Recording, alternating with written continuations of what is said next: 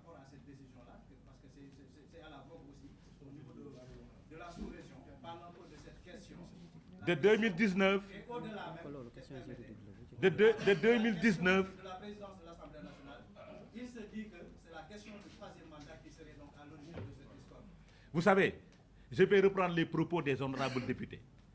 Où est-ce que Mimi Touré était quand elle battait campagne, quand l'opposition parlait de cette troisième candidature?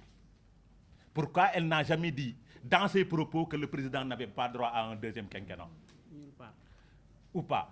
Où est-ce que Mimi Touré était de 2019 jusqu'à présent? Pourquoi on n'a jamais entendu Mimi Touré porter ce combat-là? On l'a entendu quand il a été défenestré à la tête du Conseil économique et social. On l'a entendu aujourd'hui. Mimi Touré, rien ne l'intéresse. Cette municipaliste, rien ne l'intéresse que des postes de responsabilité. Parce qu'au Conseil des collectivités territoriales, elle était en train de travailler pour récupérer les trucs et travailler sur ces choses. Nous sommes pour l'instant dans le lancement du cadre de concertation pour les baisses des prix qui sera lancé demain. C'est ça qui nous intéresse, nous.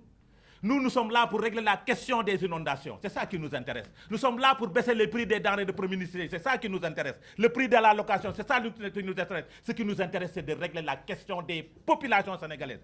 Nous ne sommes pas dans des questions purement politiciennes. Nous sommes dans les questions de survie. Le Sénégal a besoin du président de la République. C'est ça que je voulais dire et je vous remercie. Madame Aminata Touré, que nous ne faisons pas de la politique des caniveaux. Jamais.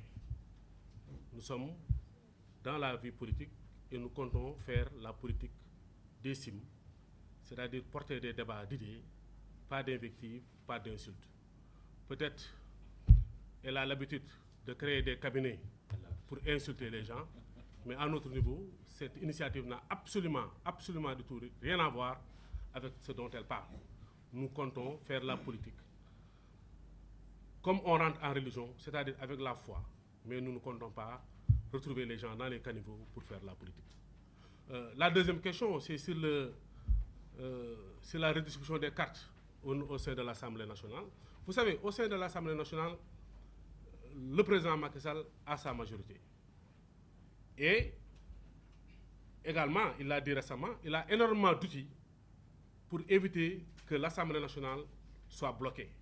Parce qu'il est le garant du fonctionnement normal des institutions. Et la Constitution, notamment à son article 52, lui donne des pouvoirs qui lui permettent de gouverner aisément pour l'intérêt du peuple sénégalais.